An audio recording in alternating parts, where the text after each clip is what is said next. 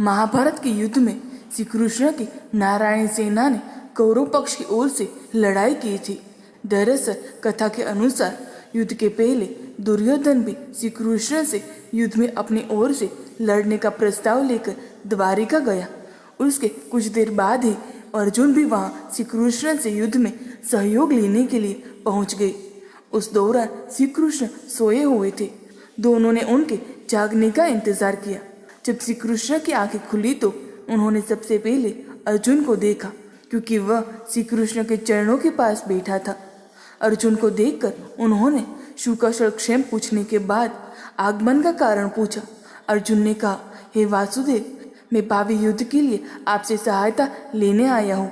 अर्जुन के इतना बोलते ही सिरहाने बैठा हुआ दुर्योधन बोल उठा, हे कृष्ण, मैं भी आपसे सहायता के लिए आया हूँ, क्योंकि मैं अर्जुन से पहले आया हूँ, इसीलिए सहायता मांगने का पहला अधिकार होना चाहिए।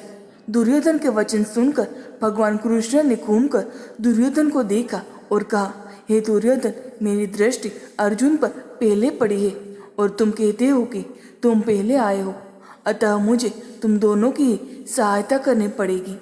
मैं तुम दोनों में से एक को अपनी पूरी सेना दे दूंगा और दूसरे के साथ मैं स्वयं रहूंगा। अब तुम लोग निश्चय कर लो कि किसे क्या चाहिए। तब अर्जुन ने श्री कृष्ण को अपने साथ रखने की इच्छा प्रकट की, जिससे दुर्योधन प्रसन्न हो गया, क्योंकि वह तो श्री कृष्ण की विशाल सेना नारायण सेना का सहयोगी लेने ही तो आया था। इस प्रकार श्री कृष्ण ने भावी युद्ध के लिए दुर्योधन को अपनी सेना दे दी और स्वयं पांडवों के साथ हो गए। सात्यकी नारायण सेना के प्रधान सेनापति थे। कलारीय पट्टू विद्या में पारंगत श्री कृष्ण की नारायण सेना को उस काल में भारत की सबसे भयंकर प्रहारक माना जाता था। श्री कृष्ण की एक अक्षौहिणी नारायण सेना मिलाकर कौरवों के पास 11 अक्षौहिणी सेना थी, तो पांडवों ने 7 अक्षौहिणी सेना एकत्रित कर ली थी। एक अक्षौहिणी में 21,870 गज, 21,970 रथ, 65,610 अश्व और 1,09,350 पदाति होते थे। कुल योग 2,18,700 होता था। अक्षौहिणी का यह परिणाम महाभारत में उल्लिखित है। नारायण सेना को चतुरंगिनी सेना भी कहते थे। कृष्ण के 18,000 भाइयों और चचेरे भाइयों से मिलकर कम से कम 10 लाख योद्धाओं से मिलकर बनी थी ये सेना। इस सेना में 7 अधिरथ और 7 महारथी थे। सात्यकी सेनापति और बलराम मुख्य सेनापति थे। कृतवर्मन के अंतर्गत नारायण सेना की केवल एक अक्षौहिणी ने कौरवों के लिए कुरुक्षेत्र में भाग लिया। कौरव पक्ष में कुरुक्षेत्र युद्ध में जीवित रहने के लिए केवल सेना कृतवर्मन के अधीन नारायण सेना की एक अक्षौहिणी है।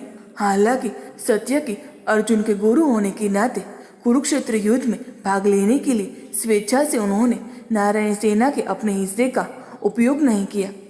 नारायण सेना की अन्य 6 अक्षौहिणी सेनाओं ने बलराम की इच्छा अनुसार कुरुक्षेत्र युद्ध में भाग नहीं लिया। कुरुक्षेत्र युद्ध के अंत में नारायण सेना की सभी अक्षौहिणी जीवित थी। इस सेना के माध्यम से पूर्व में श्री कृष्ण एवं बलराम ने निषादों, गांधार, मगध, कलिंग, काशी, अंगा, वंगा, कौशल, वात्स्या, पांड्रा, करुष और गार्ग्य के शासकों को मार डाला था।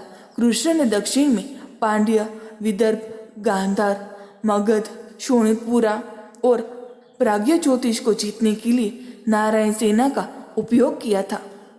दोस्तों, आपको ये पौराणिक कहानी कैसी लगी कमेंट में ज़रूर बताएं।